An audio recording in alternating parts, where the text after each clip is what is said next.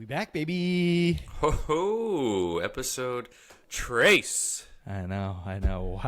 Wow. Who would have thought we would have actually made it this far? How's your day going, man? What's going on? It's good, man. I don't know if you guys can see, but I got these waxed because they were just getting a little out of control. Those nose hairs. First time I ever did that. Oh shit! Bro, I can breathe now. I didn't even know I haven't been breathing for like 32 years. I just started breathing. I thought that was like a natural air filter, right? I mean, isn't this a look? I could use a waxing for sure. These are Dude, connecting yeah. to my mustache right now. Well, someone said something to me about it, and I was like, okay, that means I got to take care of it. And then right next to the gym was this waxing center. So I popped in right after the workout. First nose, ear, and like eyebrow thing is free, so it was perfect. Damn. Lady laid me okay. down, stuck them in. She was like, "You ready? 1, 2," ripped them, and then you're good to go. That was it. And then you can breathe. Was that today? That wasn't today. That was yesterday. Yeah. Okay. Well, hey, you look great. Thanks, dude. By the way, Right back at you. Yeah. Yes, homo. Just saying. So Jim, good, man. Looking good. Got the wax going. I recently started doing like a smoothie, like very heavily in the morning with like shit tons of chia. You got your fruits. Then I throw in AG1 and stuff in there. Shortly after, I have a coffee. I'm like cleaning out my system right now. I highly recommend it. Wow, I've never done a smoothie to coffee combo. Well, I don't really drink coffee, but yeah, I'd imagine that the smoothie would then just get pushed right through with the coffee, right? Oh yeah, and the chias are like a pipe cleaner basically for your insides. So any poop weight that I've been carrying around is just, I'm obliterating it right now. Wow. And then you throw in a cigarette, dude, you're right out of an 80s movie. Like, Ooh.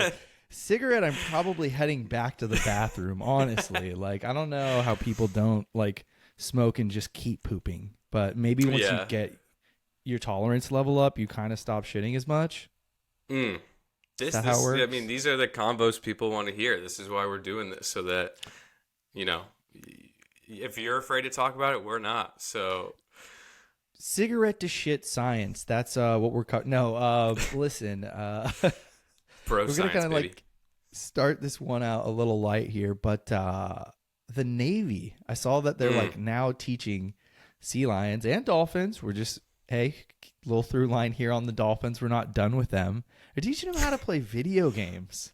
Like, are we slowly turning marine life into teenage boys, jacking them off? They're getting addicted to jacking off in video games now. What the fuck is going on? Bro, I'm already getting killed in Fortnite by 12-year-olds. Like, if I get killed in Fortnite by a fucking sea lion, I'm going to throw my shit through my goddamn TV, okay? It's like a little turtle. Dude, if my kill cam comes up and my kill audio comes on and I just hear some art fucking sea lion killed me, I'm going to be pissed, dude. I'm going to be pissed. That's crazy. Yeah, I don't know the purpose of teaching them video games. I'm sure there's something going on, but, It's the biggest market right now. If we can get animals to play video games, get them a Twitch account, like, we're done. We're not going to have anything left, man. AI's taking creative. It's going to be nothing left. Yeah, like, what are they? They're going to have to make what's the gaming store? Where you buy all your video games. GameStop? Yeah, what are they going to be? Underwater GameStops, like, for sea lions to go pick up the new. This is wild. Yeah, I don't know how I feel about that. That's maybe the business venture you want to get into, aquatic GameStops. Also, is this the best use of our money? Like, why are we doing this? Who's funding this? We are. I think there was actually Russia had achieved, like a while back, had achieved actually getting, I forget which aquatic mammal it was, but like has one that they trained and was like working for it. And then it just recently came up in the news. I'm spacing out on it. Anyways, news, Skip and Shannon, the big breakup. Yeah, I don't understand because if you get paid that much money to talk about sports, like, suck it up, guys. Like, geez. I mean, I get it. I feel like eventually you want your own show when you're on that type of thing, and if your brand gets big enough, I get it. But like, these are such first world problems. Like, oh my god, dude. Yeah, but imagine being this like Hall of Fame buff, fucking, like essentially just like an alpha, and all of a sudden, if we're going back to high school, you're like dealing with a cross country runner who's just obsessed with sports, and this guy thinks he's on your level, won't even let you talk, like just cutting you off. Skip. Yeah, I'll wait. Skip. No, Skip. No, I'll wait. Skip. No, you skip. Yeah, and the Brady moment.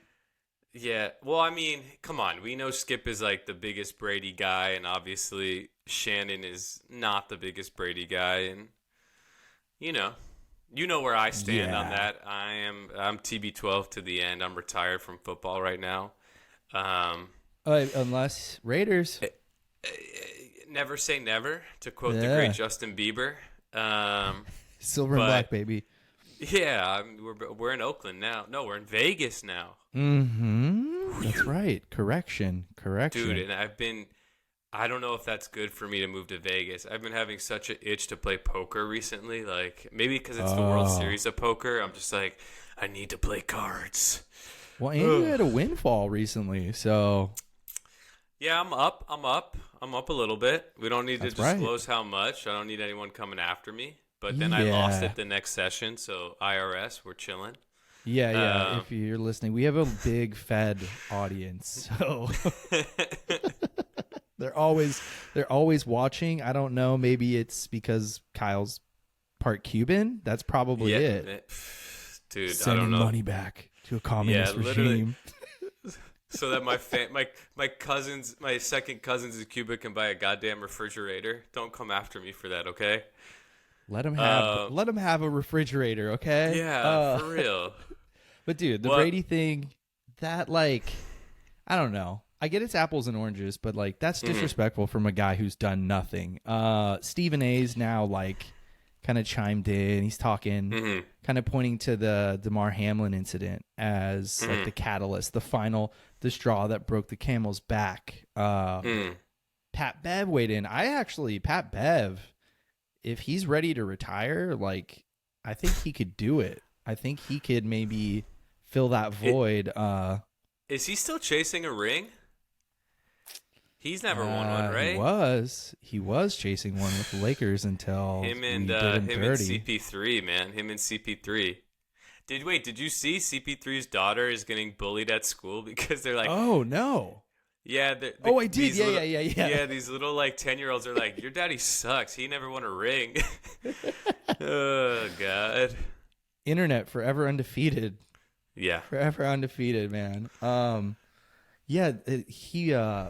Pat Bev chimed in though, and he was talking about Nick Wright, who's also kind of one of the rotating hosts over there at Fox Sports. And apparently, like rumored, it's him, LaShawn McCoy, Emmanuel Echo, yeah, and Joy Taylor. Like maybe McCoy could carry the jockstrap. I don't know. And I just like, I don't know how I feel about watching Skip like just playing drunk uncle with Joy Taylor, just going in on her like she can't. It'll be bad. That's bad. Entertaining but horrible. Yeah, it's weird because they both have their own podcasts as well too. And I get it. The cable TV money is probably just too much to say no to. But I'm wondering at like what point do you just go do your own thing? That's what seems to be what everybody's doing, right? And yeah, bring the show to Twitter. Bring the show to Twitter, right? Come on, we'll have you on Keep It to Yourself. You know, like I've got the space. I think though, and I think this kind of segues into another argument that we kind of saw pop up on the internet recently was your stunt double, Thor, Chris Hemsworth, kind of saying, Well, okay, so we gotta backtrack a little bit, Wait, okay. because go ahead.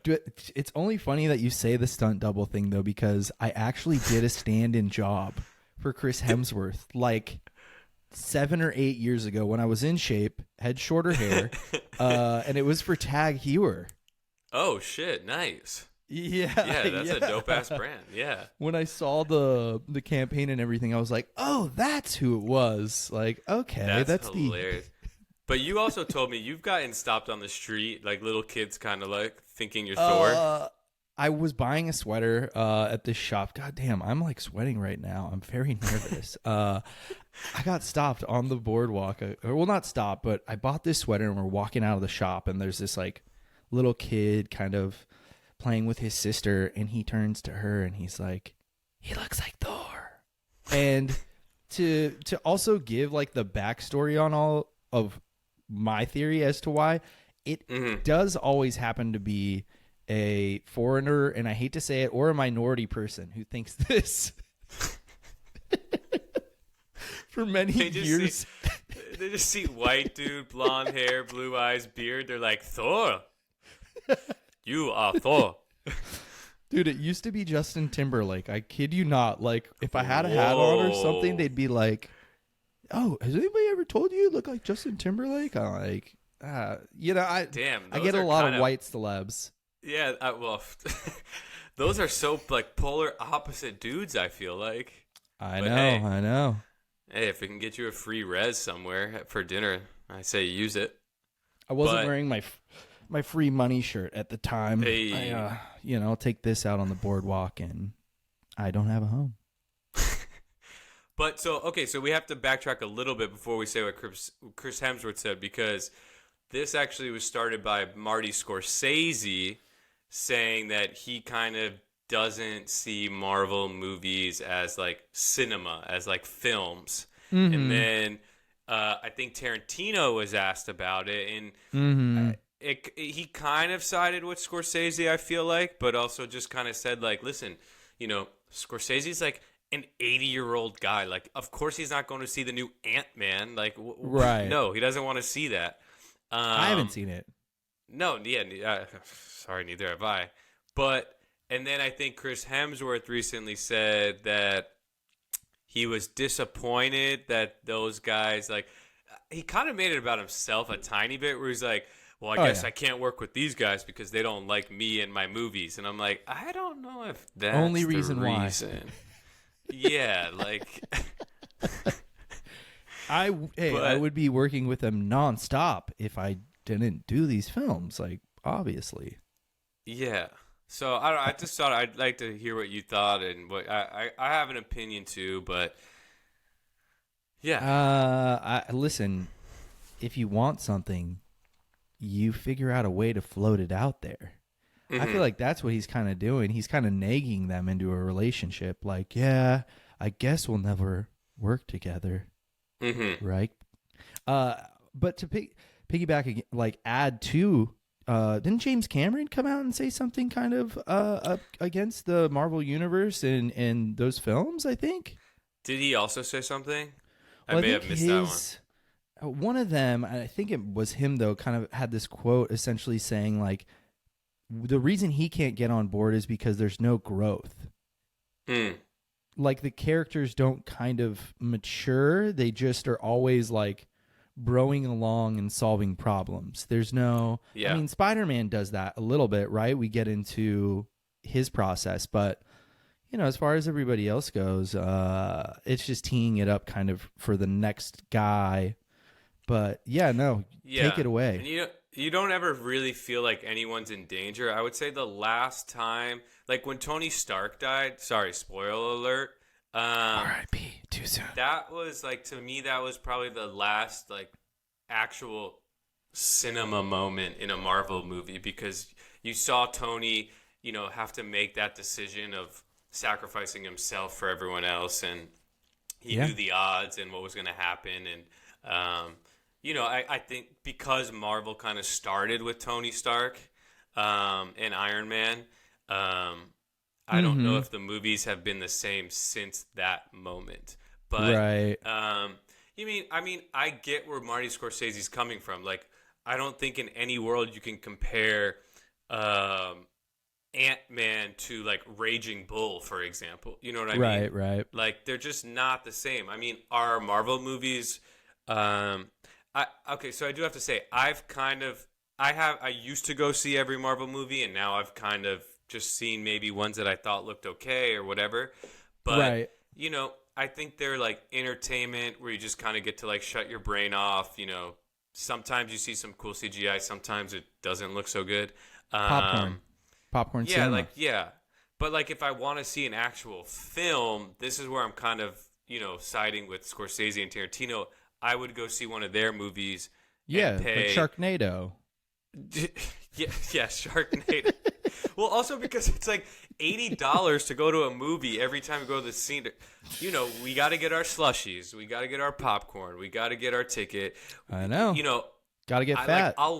I'll wait for the Marvel movie to come streaming, whereas like I'd rather go see Shutter Island in film, like in the Ooh. cinema. You know what I mean? Yeah. So I get it. I mean, also, yeah, Scorsese's 80, I think, or whatever. Like, Marvel movies are not going to be his cup of tea. Like, No, I mean, no. You think he ever goes like with his like grandkids or anything though? that's a good question. I don't even know if he I has feel like, grandkids. yeah, I feel like he probably has his own theater and just like watches his own films. Like Right, Tarantino right. has his own theater. I don't think he goes to the actual movies anymore. I could be so wrong, but He I don't know. should. He should support the theaters. Yeah, He should be but going. yeah, I don't know. So yeah, I kind of agree. I guess I don't really. I would never put them in the same category, obviously. But at the end Hmm. of the day, the Marvel movies are movies. But Yeah. mm, Yeah, they're not.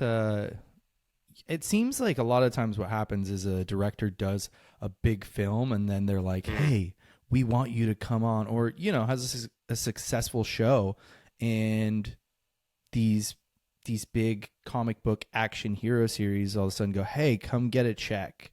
mhm. You just did an indie, you just did this, you did that. Come snag this check. And at that moment, they're like, yes, I'll do it. Because Yeah, money just wins at the end of the day.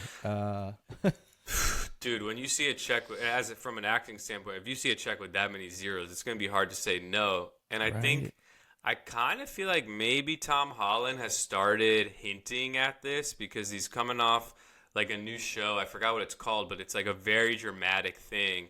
And Hmm. he said filming this season like it broke him at one point where he's taking like a year off from acting. Okay. Um, and I just wonder, like, when you start diving into those juicy roles as an actor, not saying that Spider-Man doesn't ask him to do that at some point, Mm-hmm. does at what point does the superhero movie just kind of like you just do it and you're numb like while you're filming it?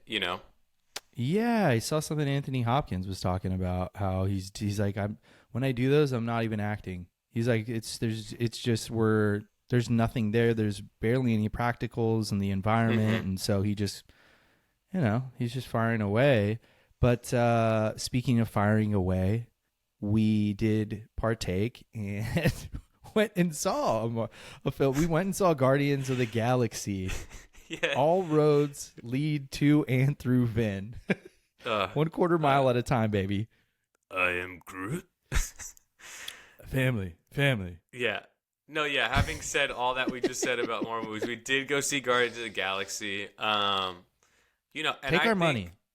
yeah, like, listen, the Guardians movies have always been fun, which I've liked about them.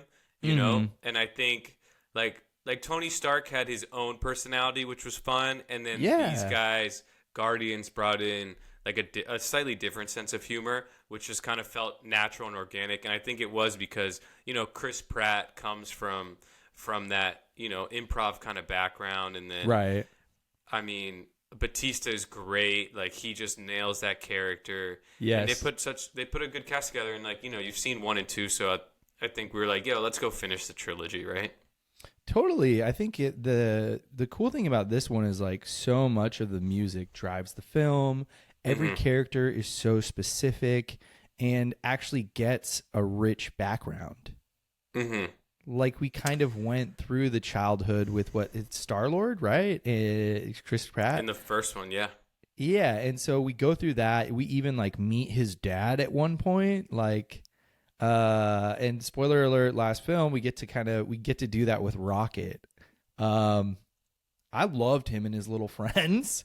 Some of it was like, a little bit of my man side came in and I'm like, a robot mongoose love story. Like, but I'm a softie too. I'm an embro, so Yeah, no, we thought it was fun. It was a good time.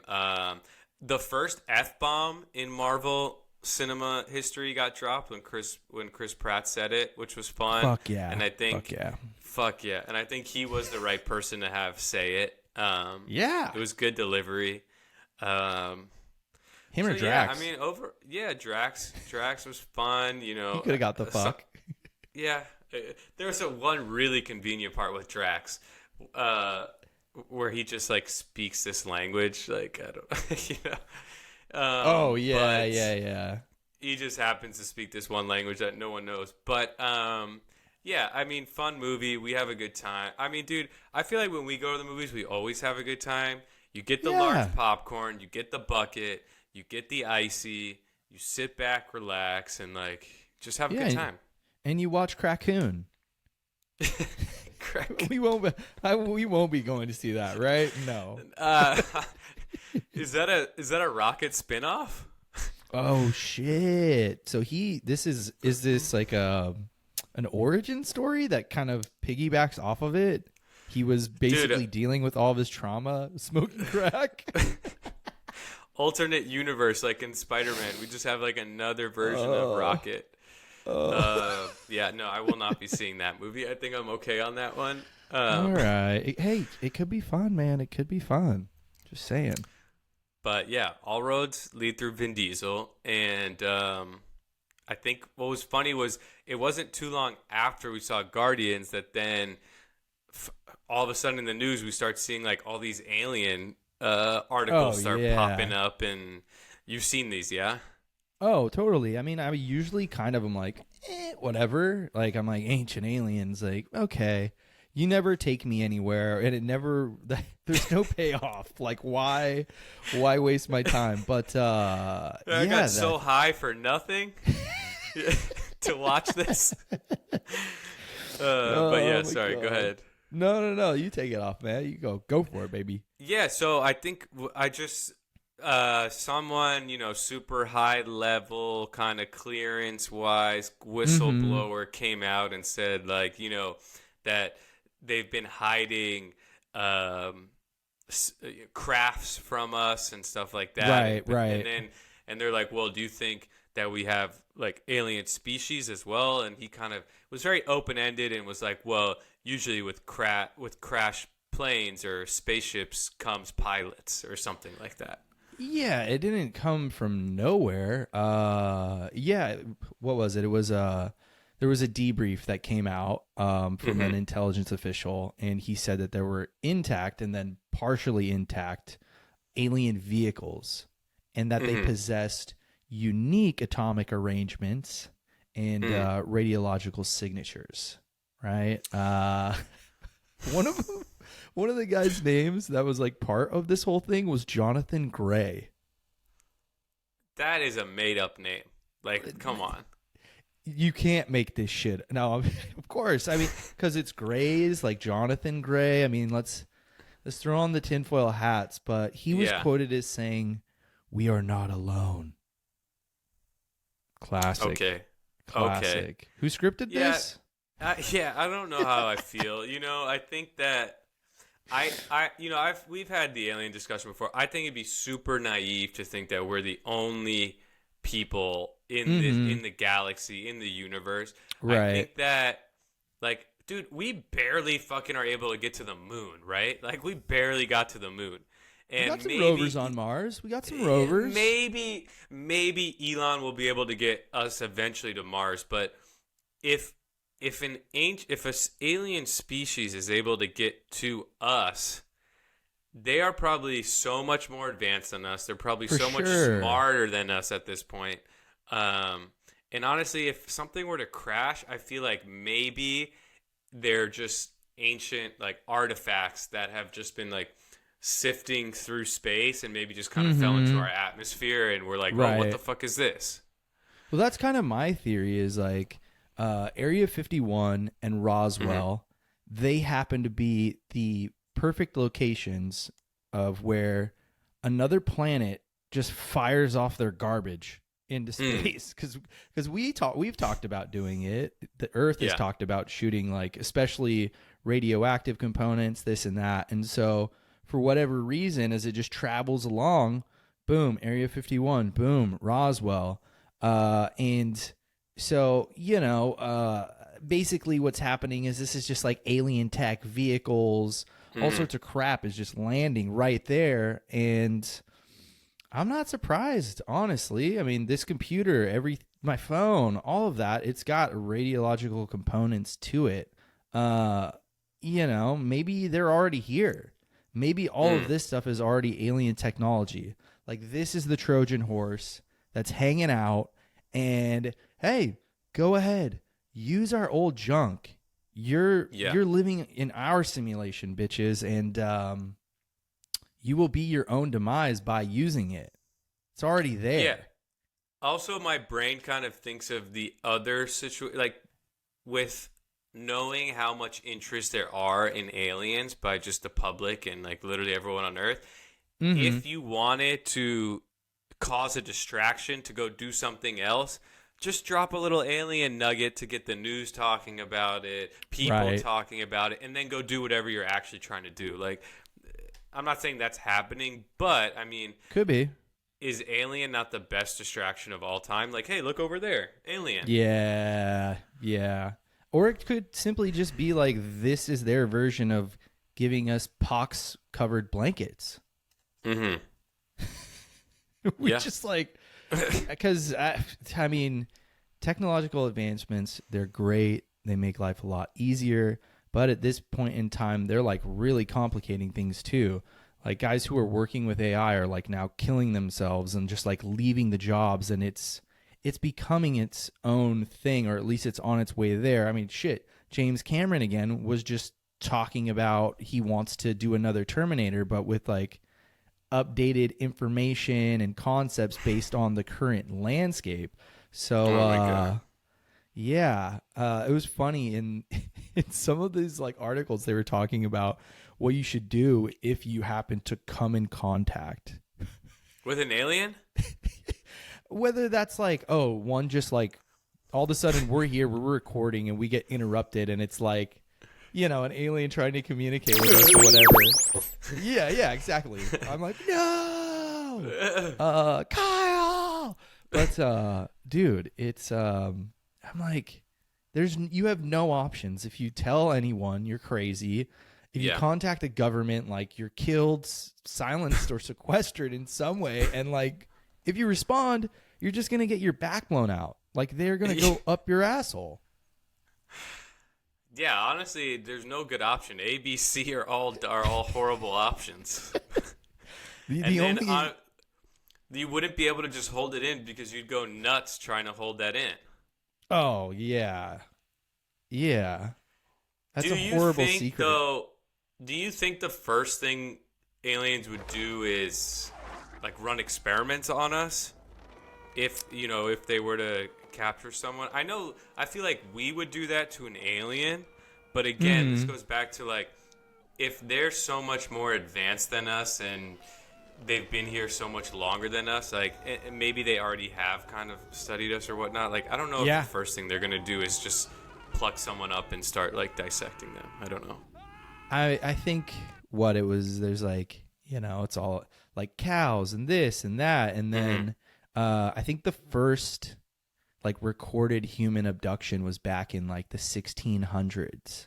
A guy was out in his fishing, like the first like that they have on record was basically this guy was like, I was out on my fishing boat with my buddy, and all of a sudden I don't remember anything after that but appearing back on my boat in a different location, and my buddy's gone.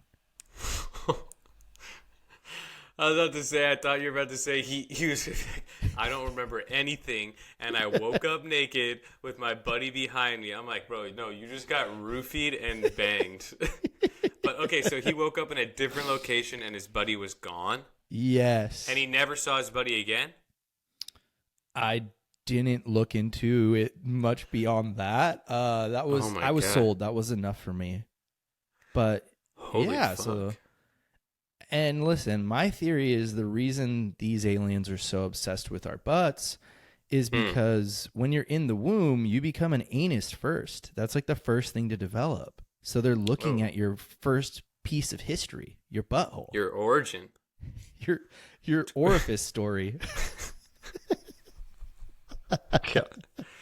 Okay, maybe I don't want to get abducted by aliens then. I don't know. No, bro. I mean, listen, at this point, I think they've got enough data. If, like, at this point, it's a fucking kink. If they're just like, all right, we need to get this man's butthole, woman's butthole, they's butthole, whoever's butthole, it could be an orca's butthole. They probably have it there in some classified documents and government ops. And I think let's get to the next one now. We're going too deep on the aliens here. Conspiracy theory, classified documents, 80s meets marketing meets propaganda for the USA. We need an action hero. Mm-hmm. We need somebody to reinvigorate these men with muscles. We need to get America and kick it off badass style. Arnold Schwarzenegger. Kennedys. Dude, if that's why I'm like not afraid if aliens ever did come down and invade, because we have Arnold, the greatest action star of all time. He will fight them even at 76 or 78, whatever he is. All his military vehicles, like, no problem. He will basically make sure we're all very well equipped. Right? If Arnold were to tell me in person, just get to the chopper, I'd be like, done, dude, in a heartbeat. I'm running straight to that chopper. I hope to me he says, get down, and then I'll just hide. Yeah. You can go in the chopper. I'm going to find a place to hide somewhere down below and just, protect my butthole. I would drop my Randy Quaid line as I'm flying to the alien. Hello, boys. I'm back. Yeah, he was very chipper for, whatever went down. I don't think we could count on Will. Will has no disrespect, but you've shown your true colors, sir. Have you, speaking of Arnold, though, have you seen, because he's got the new show and he's got the new 3-part documentary that just dropped on Netflix. Have you watched any of it yet? I have almost finished the doc. Arnie's back. He's crushing it. I think he's got both of them in the top 10 right now on Netflix. So that's pretty good, man. I loved the opening quote in the doc when he was like, what was it? He's like, sculpt your body to your will, but it can be used to shape the mind, to do the things that everyone calls impossible. And that gives you the will and no doubts that you could make your visions a reality to go beyond your dreams. He did that. Dude, he did. His story is so crazy. Like, his story is just one of like the greatest stories of all time, I feel like. Oh, yeah. And the crazy part is like when you watch the doc, he kind of had this vision of doing all these things already, like from a young kid, and then made them all go happen. Which is just wild. Yeah, it's like people do often cite him as this like coming to America type of success story. And yeah, like you touched on it, when you watch the doc, it goes deeper than that. Yeah, so the doc breaks into 3 parts. It does like his upbringing and bodybuilding. Right. Then it transitions into Arnold the actor and him transitioning into acting. And then it transitions into Arnold the politician and like Arnold the, like the family man. Yeah. And part 1 was so interesting because you're like, he's this guy from this small town, right? Mm-hmm. His dad was like a police officer. Right. Right. Well, he didn't even think his dad was like actually his real father. He thought his real father was an American soldier. He thought, like, he says that in there, and then Yeah. like I was like, okay, like I kind of get it. That's kind of cool because he was saying that after the war, like Austria was just kind of full of all these broken men because of what happened and like the demoralization. Then he goes to see Hercules with Reg Park, and like that kind of began his blueprint. It was like this foreshadowing kind of situation. And he leaves the theater. He sees him like, I mean, who knows? Listen, life is crazy like that. I fully believe like sometimes your destiny just reveals itself. I'm still waiting. But like he sees this magazine there, and then that same Reg Park guy's on the magazine as like this bodybuilder. And from that, he just like becomes this bodybuilder, gets obsessed kind of with American culture. Even to quote him, he said, "Born in Austria and made in America." Yeah. I was born in Austria, made in America. Come on. Yeah. So I guess you have to do like 2 years of army service in Austria, and he bounced in like the middle of the night to go to this bodybuilding competition, and then kind of never looked back from there. But well, he was doing it, and then they kind of like signed him out. Like they were like, "Oh, here's your excuse, like your excuse from class."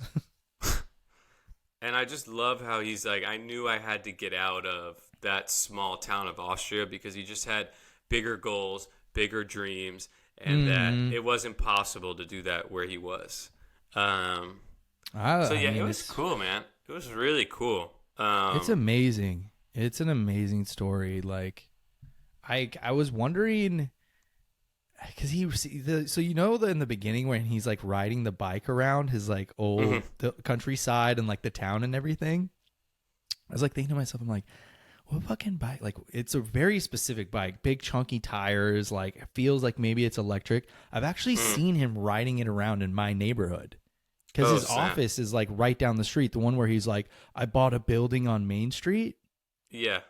Like he right still there. owns it. Still right there. His production place is in Venice. But the thing that irks me is he just blows through the stop signs.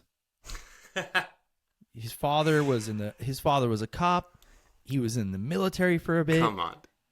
You know, the very cyclist mentality, and that's something I don't know, man. I didn't expect that from Arnold.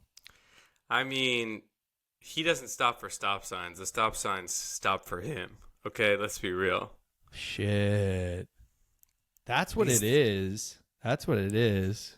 He's the governor. Come on. I would actually love. Can you say the stop sign in his accent, please? Stop sign. How would he say it? Wait, you just said I don't stop. Come on, Shane. I don't stop for goddamn stop signs. This is bullshit. Stop for me. I need a stogie. Maria. Dude, hey.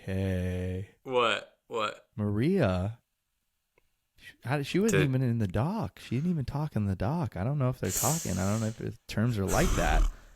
How funny was it? when his family was like, he's got all these greased up pictures of men on his walls. Like most guys his age usually have women up. Yeah, so his parents definitely thought he was gay for a minute because he had all bodybuilding photos on his wall, and you know, all he's doing is spending his time with these guys shirtless working out, and they didn't understand it. They just didn't get it. Well, and they were just like working out in the forest by like these rivers. Then there's these weird dudes who are like oversaw the competitions and were like obsessed with him and were like, "Don't worry, we'll take care of it. You can stay with us." Like, that was a little scary. It was like 16-year-old Arnold, and they're like, "Oh my God, you have the great physique. Like, it's perfect. You have so much potential. Come to my house and stay with me." And I was like, "Oh, damn, Arnold. I guess times were different back then, but I guess it's not just politicians. Uh-oh. But But yeah, obviously everyone knows what he did in bodybuilding, and then he kind of got bored of bodybuilding because he had just done everything you could do in that sport and wanted to, like Reg Park, his hero, get into movies and start acting. And I mean, dude, to go from a guy who spoke basically no English to the biggest action star of all time, highest paid actor at one point. It's just crazy, dude. It's like you really can accomplish whatever you set your mind to it. It's insane. It's insane. Like, his first film, he ended up playing Hercules. And that was he walked out of seeing that movie knowing what he wanted to do. And then he did that. Like, I'm sure some of you who are listening, like, probably already know that, or maybe you've watched the doc, but I just think that's insane. It's insane that you come here, you do that. And then I didn't even know he won a Golden Globe, and I had never even heard of Stay Hungry. Have you seen Stay Hungry? Yeah, I saw Stay Hungry after the first time I saw Pumping Iron. Oh, okay. So first time my dad showed me Pumping Iron, which just gets you so jacked up and like wanting to work out. Did you guys work out together after it? You and your dad? No, he kind of stopped working out, and he was like, if you want to work out, you're going to go do that on your own. Because his T levels, you said, were pretty good, so I thought he was still doing it. The arms are still like, he just has like good arms. I don't know what it is, but I guess that's where you get it from. I did see Stay Hungry, Sally Fields. Obviously, you have Jeff Bridges, and yeah, I mean, honestly, he just started getting these roles and, just kept working at it. But that's another thing, is putting in the work, because he talks about how he was going to acting classes, he was going to college at the same time to learn English and business and real estate. Like, the guy put in the work. And I don't think that's something you can never take away from him. Insanely focused. Yeah, and then it was like kind of the roles got a little bigger, and then obviously Terminator comes out and like, woo, jeez. Well, hey, to piggyback though off of like the work and stuff, I thought it was insane how much preparation he put into Conan. Like, insane. Dude, Conan, you got a guy like he could probably barely wipe his own ass. He's like so big, because it does get tough with your flexibility and everything. And then he's like doing his own stunts, his own sword work. Like, fuck. Dude, it's the 80s, baby. There's no regulations. It was like, you're jumping off that horse. We're using live ammo. Make sure you don't get hit by a stray ricochet. And, like, you're going to do this shit yourself. But also, the funny part I think that he mentioned was that there was no stuntmen who had a physique like his. So they couldn't even put in a stunt guy if they wanted to, because one didn't exist. Right, Which I thought was really funny at the time, because now, all the big guys now have 2-3 stuntmen with them at all times, Well, they're too valuable, the insurance. Like, he did mention the cost of insurance later on after he had, like, kind of come back from his heart thing. But, dude, I didn't even think about it until I was watching it. We were kind of talking about, we want to talk about, Arnold, the doc, and da-da-da. But, dude, I actually, when I was living in New York, when I was, like, 18, I met the guy who did his PR. Like, when he mentions his like PR guy in there, he didn't mention him by name. I was like, oh, that's kind of a bummer. But he did like Pumping Iron and basically everything throughout most of his career. This guy, Bobby Zarum, he was like, dude, he looked kind of like the grandpa in the Munsters. Okay.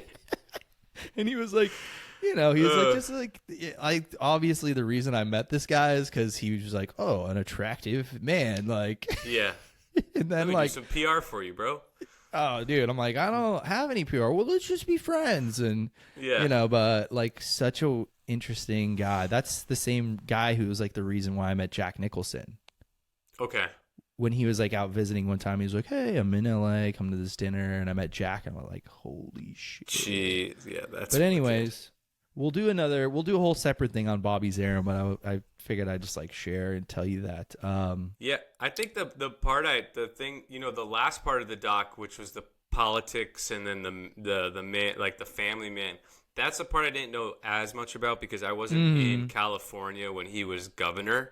Oh, so I knew obviously he had become governor, but Right. I didn't know kind of like what he did, what he was about, what he tried to do. I thought it was funny that he implemented a smoking tent outside of his office where he would just like schmooze and shoot the shit with people and like try to get deals done there. That was Right. kind of great. It was crazy how they kind of highlighted how much pushback and how he was just kind of being stonewalled. Like he couldn't really get anything done until he actually like set a precedent for like putting California on the map as like going green with solar that was then implemented and acknowledged in the Obama administration. Like he kind of went across lines and set a standard. There were a couple of other things that they had like talked about in there that I thought were pretty cool around his politics. Dude, I mean, he probably would have gotten fucking canceled today, right? When everything was just dropping at the end of it, like, oh, they dropped like a 20 essay bomb on him, and the Gropinator. he somehow was able to still win by a landslide, and then they do a. He touches on, obviously, at the end, he touches on, no pun intended, he touches on the love child with the cleaning lady. Oh, yeah. And what were you saying off camera? You said what about when he brings it up? Oh, just that I was like, it was, he came clean in the therapy session. Yeah, it took many years. No, he came clean. He came clean in the maid. Right. That's what happened. He did the right thing. I don't know if this is true, but I heard rumor that Maria Shriver and the cleaning lady were pregnant at the same time, which is like kind of fucked up. And then on top of that, he then also had them potentially maybe on the same Christmas card as if it's not bad enough that you got her and them pregnant together at the same time. You then take a Christmas card photo to just always have a relic of this moment in your family history for all of eternity. Was it hyphenated? I'm just imagining that photo shoot. It's like, Maria, come here. Okay, other Maria, come here. Get in the photo. My God. Maria, and I love too where Maria. Yeah, it took him I think he said 8 to 10 years before he realized I started looking at Joseph and I was realizing, wow, he's looking a lot like me. And then I thought, maybe this is my kid. And I'm like, the kid looks exactly fucking like you. Of course this is your kid. But, oh my God. Everyone makes mistakes. I did feel like he genuinely is hurt by that mistake that he made because he knows how much it nuked his family, right? Yeah. And as much as they're able to, go to family events and whatever, I think there is a part of him that is really deep down feels like, that it is the biggest mistake of his life. I think he said that. Yeah. I mean, listen, he's a smart guy. What is it? The schmay? The schmay is like he keeps referring to that as like the bullshit. So he's like very well aware of what it is that he does. He even kind of talks about like his mom's death and being like, oh, maybe this whole time I was just kind of trying to like live up to some expectation for her. Like he's an older man and he's got a lot of wisdom and insight as far as like to his life. And sure, it's a documentary and it's like well laid out and thought of. But I will say like I would be shocked if there wasn't regret, if there wasn't this and that, of just kind of how the way things played out. That's also a portion of what made your dreams come true, because he had political aspirations from a young age. They're showing him doing like German interviews where he's like already talking about politics. But dude, go. I was gonna say, I love too at the end. You see, he still works out, but he like almost has a little bit of body dysmorphia himself, because now he's looking at himself at, closing in on 80, and he's like, I look at my pecs and I see these wrinkles and I'm like, what the fuck, can I get that surgically removed? This is bullshit. But I think he's come to terms with, obviously he's 80 something years old. Like, you're not going to look like the Arnold you once were, which, I think that's tough. I think a lot of people go through that, but obviously his is such an extreme because he's literally the most famous physique of all time, known for it. And now, he looks at himself in the mirror and obviously he doesn't see the same person. Yeah, it's a crazy thing. I call myself a fat piece of shit all the time. I'm fucked up in the head myself from being in a job that was just predicated on it. And he built like a dream life off of it. So yeah, no surprise. One thing that did surprise me, though, I will say, I had no idea that they were considering O.J. Simpson as the Terminator.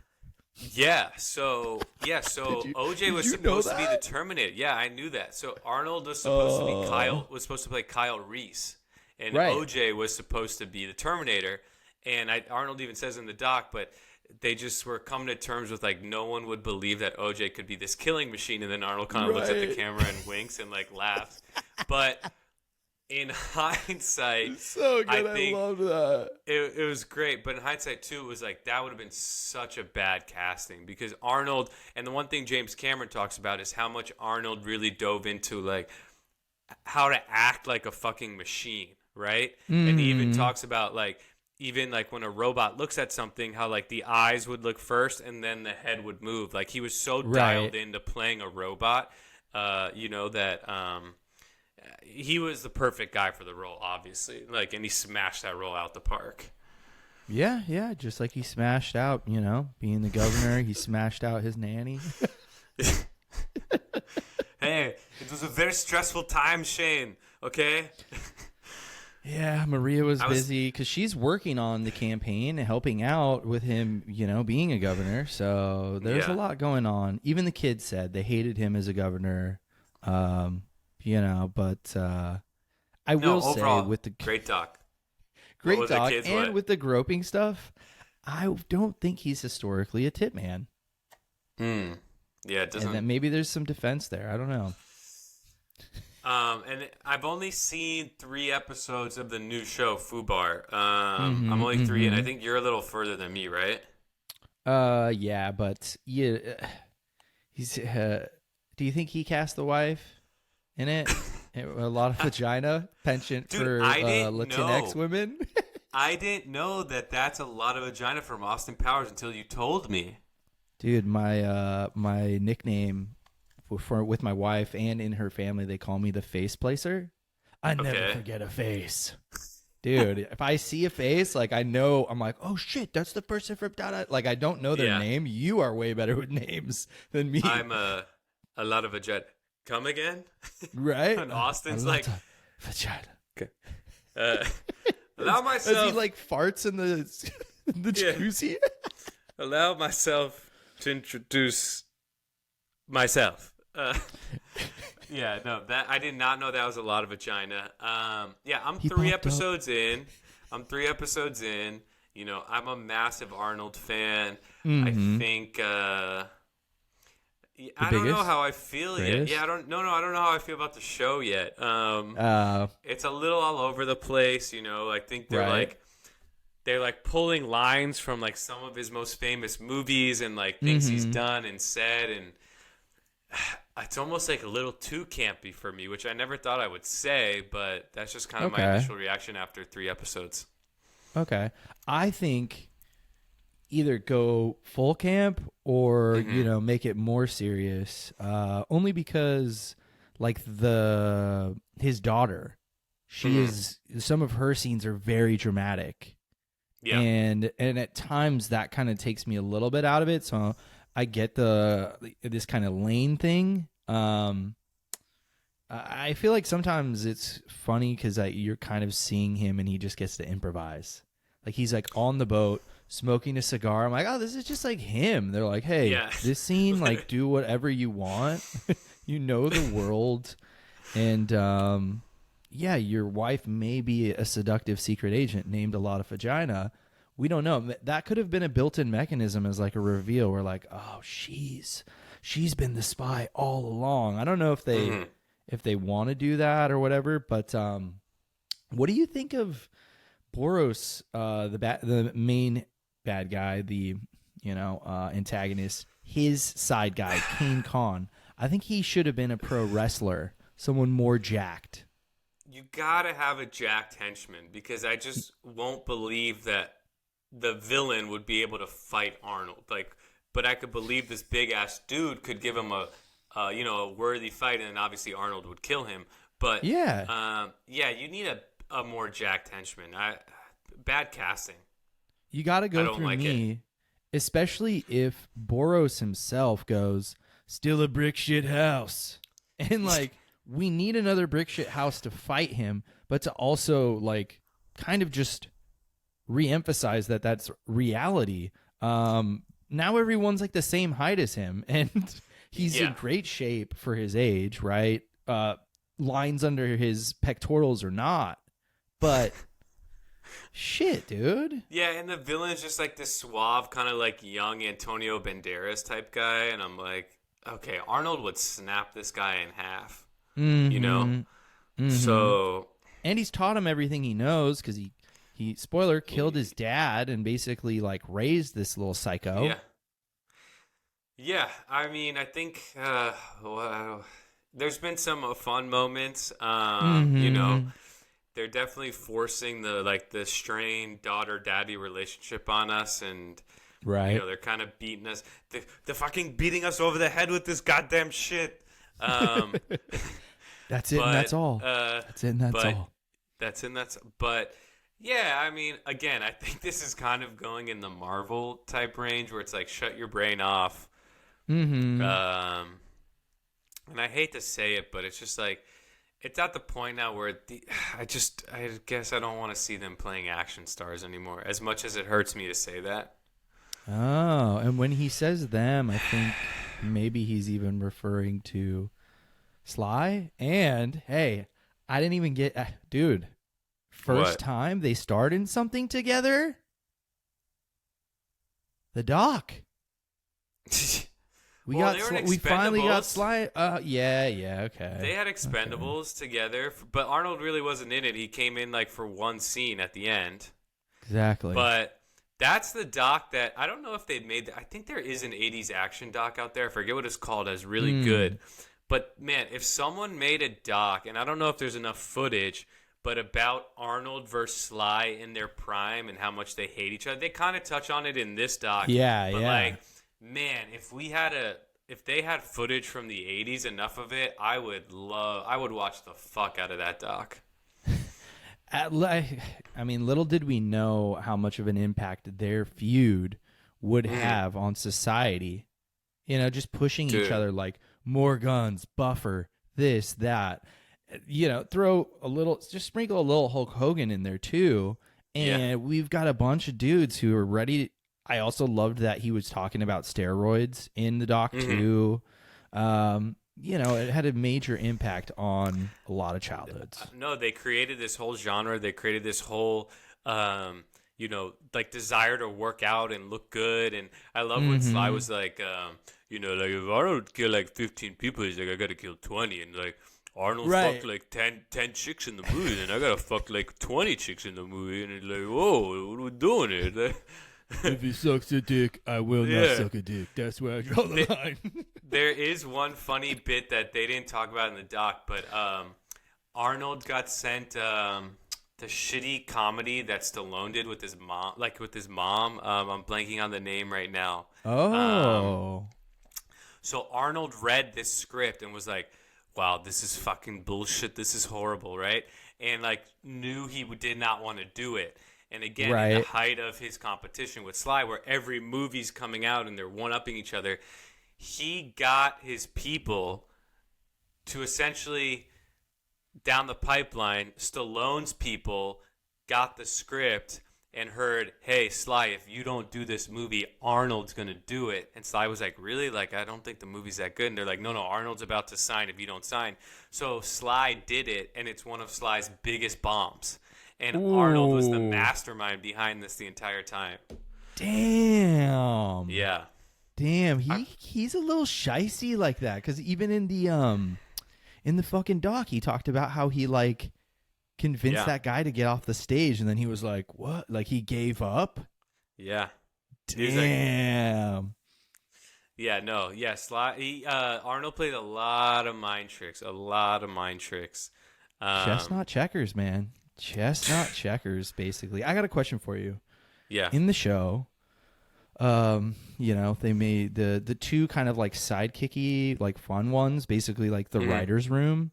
They give acronyms for NSA, and theirs was never solve anything and nerds suck ass. I would love to hear yours. NSA? Oh my God, this is putting me on the spot. That's right, baby. That's right.